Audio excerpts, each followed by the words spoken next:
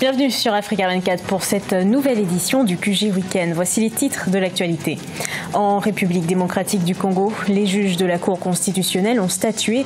Félix Tshisekedi a déclaré vainqueur de la présidentielle du 30 décembre. Une délégation de l'Union africaine est attendue le 21 janvier à Kinshasa. Bonne nouvelle pour l'Afrique. Selon la Banque africaine de développement, la performance économique générale du continent s'améliore et la croissance du PIB devrait s'accélérer à 4% en 2019 et à 4,1% en 2020. L'organisme préconise de meilleures politiques commerciales. Et puis, connecter les investisseurs mondiaux au marché africain, c'est l'objectif que se donne la FOGECA. L'organisme a tenu la 12e édition du Forum et Gala de l'intégration africaine ce 18 janvier. En République démocratique du Congo, Félix Tshisekedi est proclamé président par la Cour constitutionnelle. Il remporte le scrutin avec plus de 38% des voix. L'institution a rejeté le recours de Martin Fayoulou, une proclamation faite ce samedi 19 janvier. Écoutons la réaction des Congolais. Le peuple congolais est dans la joie immense parce que nous avons combattu pendant plusieurs années.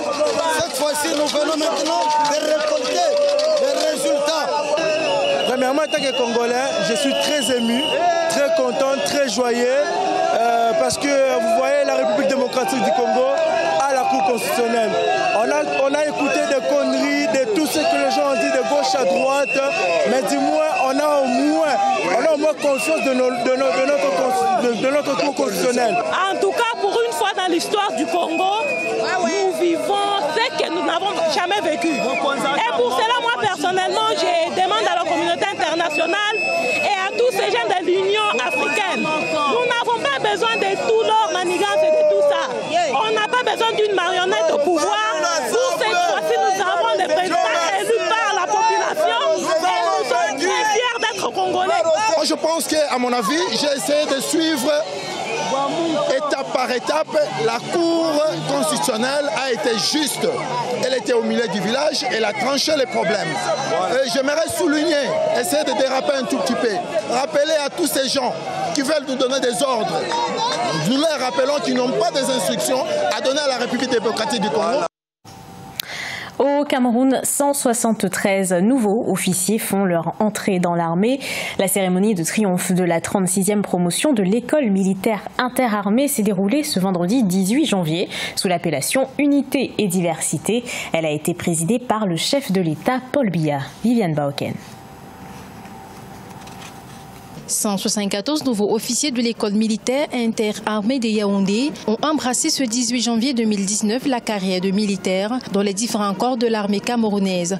Après avoir reçu leurs épaulettes en présence du chef de l'État, chef des armées Paul Biya, les nouveaux officiers s'engagent à défendre avec ardeur les couleurs nationales. Nous sommes conscients de tout ce qui nous attend. C'est d'ailleurs pour ça qu'on a été formés. Nous avons connu des périodes assez difficiles.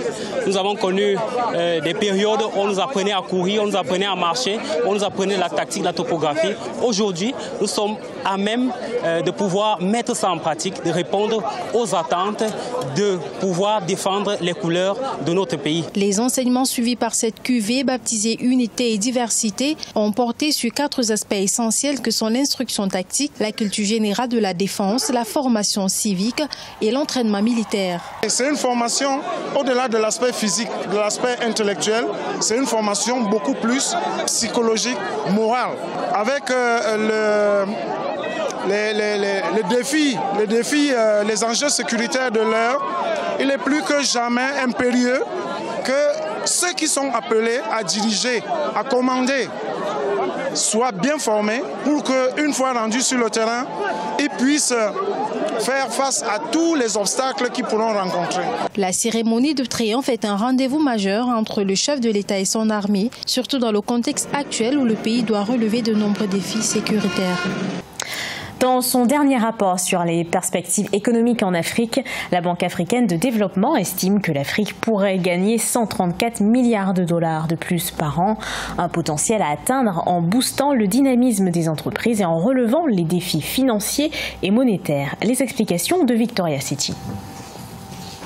Le groupe de la Banque africaine de développement a publié jeudi 17 janvier l'édition 2019 de son rapport sur les perspectives économiques en Afrique. Le rapport indique que le continent pourrait gagner 134 milliards de dollars par an si les États adoptaient 5 actions clés en matière de politique commerciale. Lesquelles actions pourraient porter son produit intérieur brut à 4,5%. Il y a beaucoup de retard, d'obstacles. Au lieu qu'il y ait une allégeance des États envers l'institution communautaire, c'est plutôt l'institution communautaire qui vaut une allégeance aux États. Il y a un intérêt stratégique pour l'Afrique densifier ses politiques commerciales, de les fluidifier davantage pour que ces 134 milliards de dollars puissent bénéficier à l'Afrique qui, à travers le rajeunissement de la population, a besoin de créer plus d'emplois. Les actions clés proposées par la BAD s'articulent autour de la mise en œuvre effective de la libre circulation des biens et des personnes. Elle invite également les États africains à décloisonner leurs économies en appliquant l'accord sur la facilitation des échanges de l'Organisation mondiale du commerce. L'accord de facilitation des échanges de l'Organisation mondiale du commerce vise la réduction du coût de commerce international. Mais au niveau de l'Afrique, on voudrait davantage simplifier les procédures à travers l'harmonisation des régimes douaniers et la coopération des administrations douanières. Autre action clé, la négociation avec les autres pays en développement afin de réduire de 50% les droits de douane et les barrières non tarifaires. La BAD estime qu'une Afrique sans frontières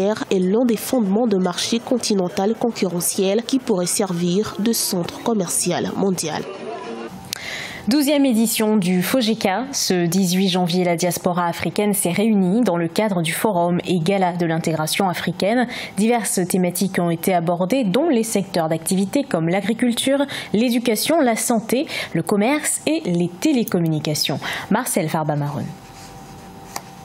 La 12e édition du Forum et Gala de l'intégration africaine, organisée par le FOGECA, Forum des opérateurs pour la garantie de l'émergence en Afrique, se tient à Dakar, au Sénégal. Pour la première journée, le 18 janvier, les personnalités africaines et internationales qui y ont pris part ont rappelé les potentialités et les opportunités économiques qu'offre le continent en termes d'investissement. En vous conviant à cette manifestation, le FOGECA que j'ai l'honneur de présider voudrait une fois de plus démontrer son engagement résolu à poursuivre son action en vue de contribuer de façon significative au processus de développement de l'Afrique à travers l'intégration progressive de nos économies et une diversification dynamique de ses partenaires. Depuis 10 ans, un réel dynamisme économique et social s'est installé en Afrique. Divers domaines, aussi riches que variés, sont ainsi promus. L'agriculture, les ressources minières, sans oublier les technologies de l'information et de la communication, entre autres. Des secteurs qui se heurtent en grande partie aux problèmes de financement. Les acteurs bancaires font de la transformation de l'épargne, qu'elles collectent des ressources, qu'elles transforment en crédits destinés à financer l'économie. Et quand on regarde le taux de bancarisation dans notre région, il est très faible. On parle de taux de bancarisation qui est entre 10 à 15%, ce qui ne constitue pas suffisamment de volume pour pouvoir adresser des financements en quantité suffisante pour l'économie. Créé en septembre 2007, le FOGECA réunit en son sein plus de 300 hommes d'affaires et opérateurs économiques africains issus des entreprises, des sociétés publiques et privées pour traduire en actes une vision commune du développement de l'intégration économique de l'Afrique. Allier sécurité, rapidité et confort, c'est ce que propose TaxiJet en Côte d'Ivoire. Il s'agit d'une application mobile de commande de taxi. En à peine quelques mois d'existence, le service enregistre déjà quelques 150 commandes quotidiennes. Découverte dans ce reportage d'Oliva Diacotan. En juin 2015, lors de son lancement, l'application mobile de commande en ligne de véhicules TaxiJet recevait en moyenne une centaine de commandes par jour. En 2019, ils sont désormais 45 000 clients à avoir recours quotidiennement à cette application. Très réticents au début, 16 000 taxi-compteurs ont également fini par avoir confiance à cette application. On a beaucoup de clients, ce qui fait que par moment, on ne peut pas faire une minute sans qu'on ait un booking. Les clients ont confiance en nous parce que tous les objets sont sécurisés. C'est-à-dire quand ils lancent une course, déjà ils reçoivent le numéro du commercial, c'est-à-dire du chauffeur, ils reçoivent la photo et ils reçoivent la couleur du véhicule. D'ici 5 ans, TaxiJet veut poursuivre son expansion dans toute la Côte d'Ivoire pour couvrir 60% du transport urbain. La conquête de l'Afrique avec cette solution se fera également à l'horizon 2024. On a beaucoup appris, on continue d'apprendre et aujourd'hui on est plus dans une phase d'expansion de notre activité, aussi bien ici à Abidjan, en Côte d'Ivoire et dans la sous-région.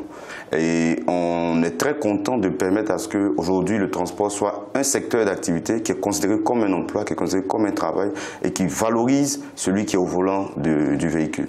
En partenariat avec le Centre de formation routier international, TaxiJet dispose également depuis 2016 d'une académie nationale qui forme par vague 150 chauffeurs. Une académie qui rêve également de son internationalisation d'ici 5 ans. Ce journal a été préparé par l'ensemble de la rédaction. Merci de l'avoir suivi. Retrouvez dans un instant une nouvelle édition de l'actualité sur Africa 24.